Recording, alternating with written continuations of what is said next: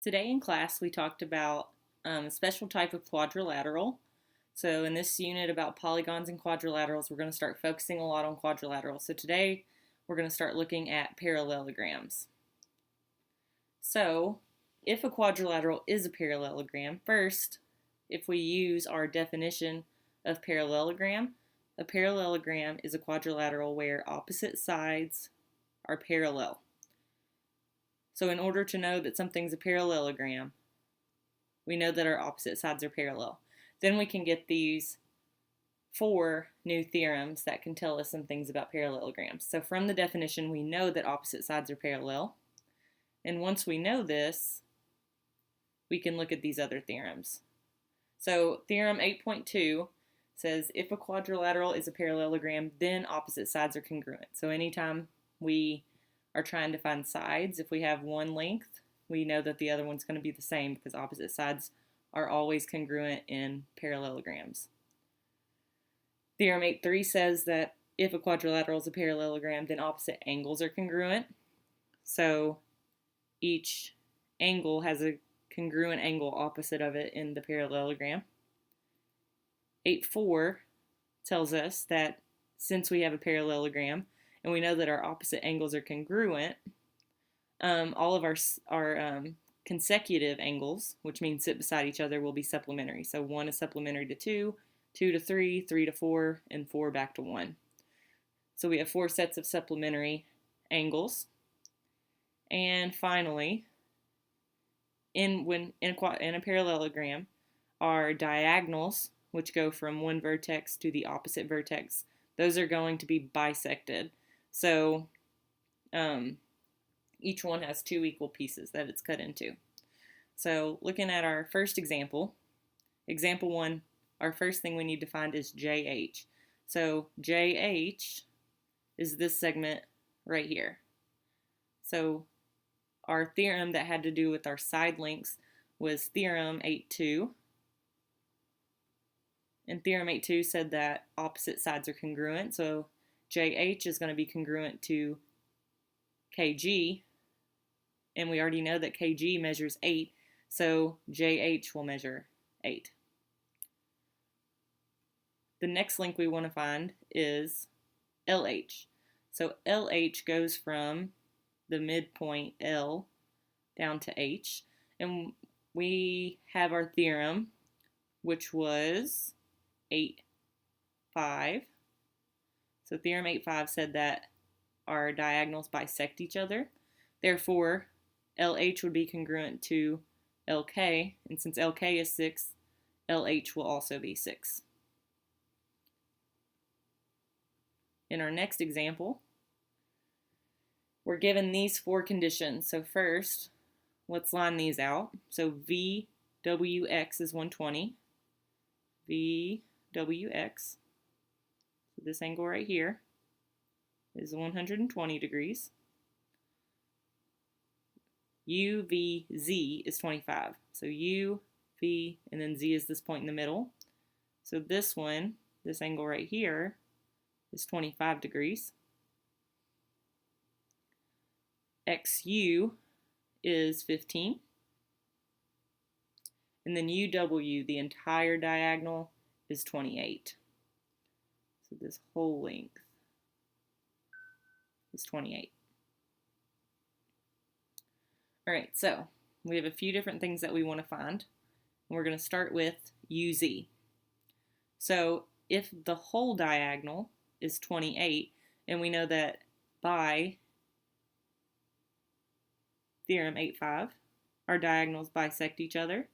So since our diagonals bisect each other and the whole length is 28, UZ is just one piece. So that UZ is going to be half of 28, or 14. The next one we need to find is VW. So VW is this side right here, which theorem 8.2 told us opposite sides are congruent. So since UX is 15, VW will also be 15.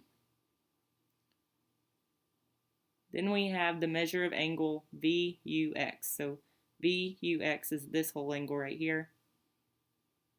Since I'm dealing with opposite angles here, I have this angle measure. Angle VUX is going to be congruent by theorem 8.3. So by VUX, that angle is going to be the same as XWV, so it will also be 120. Our next angle we need to find is UXW. So UXW. And so if I look to the opposite angle, I only have one little piece that's 25, so I don't know about the whole thing. But I can use a different theorem. The one we haven't used yet is 8.4. So 8.4 said that consecutive angles are supplementary.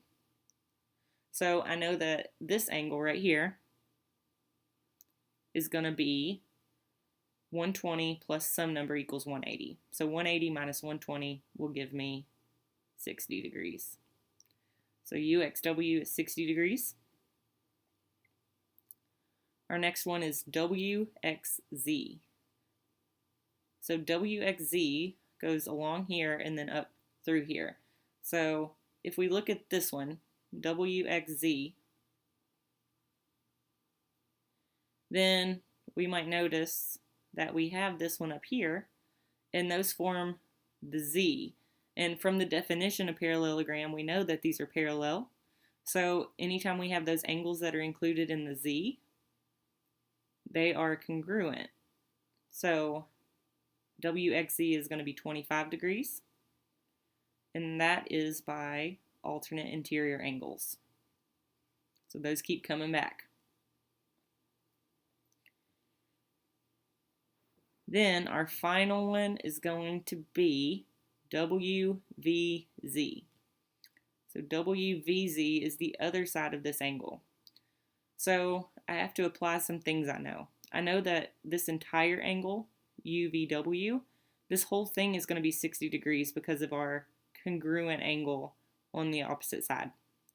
So if the whole thing is 60 degrees and this piece is 25, we can take the 25 out of the 60 and we'll find that WVZ, this angle over here, is going to be 35 degrees.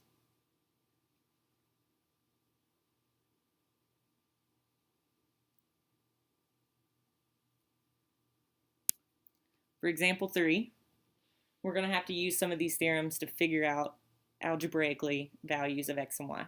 So we have to look at each set and figure out what our relationship is. So for x, I have this lower left angle and the lower right angle. So those are consecutive. They sit beside each other. So those are going to be supplementary. To find x, I'm going to add those together. So 6x plus 3 plus x plus 2, and set that equal to 180. So I can combine my like terms. I have 7x plus 5 equals 180. So to solve this, I'll subtract 5 from both sides. And I get 7x equals 175. Then I'll divide by 7. And I find that x equals 25. So I've got one solved. So now to solve the other, for y, these are opposite sides, and in a parallelogram, opposite sides are congruent, so that means that their measures will be equal to each other. So I have 2y plus 3 equals y plus 9. And I'm going to move this y first, so subtract y from both sides, which gives me y plus 3 equals 9. Subtract 3, and y equals 6. So for this problem, x is 25 and y is 6. For our last example, we say that in parallelogram ABCD, the measure of angle C is 105. Find the other angle measures. So if we're thinking about a parallelogram, what it's telling me is that like A and B are consecutive, B and C are consecutive, C and D are consecutive. So if I want to find opposite angles to get that congruence going with theorem 8.3, I'm going to have to look past the consecutive. So past B, because B is consecutive to C, A would be my opposite.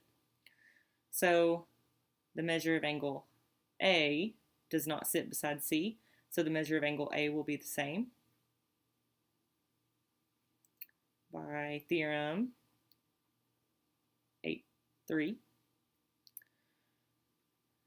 Then the measure of angle B, that's going to be consecutive to 105, so it has to add to 180, so the measure of angle B will be 75 degrees. And since the measure of angle D is also consecutive to 105, it will also be 75 degrees. Or you could think of it as opposite of B. Either way, you'll get the same thing. And we found this one by theorem 8.4, saying that they were consecutive angles. So those are all of the properties of parallelograms and how we can use them to solve problems with given values, so anything that we know.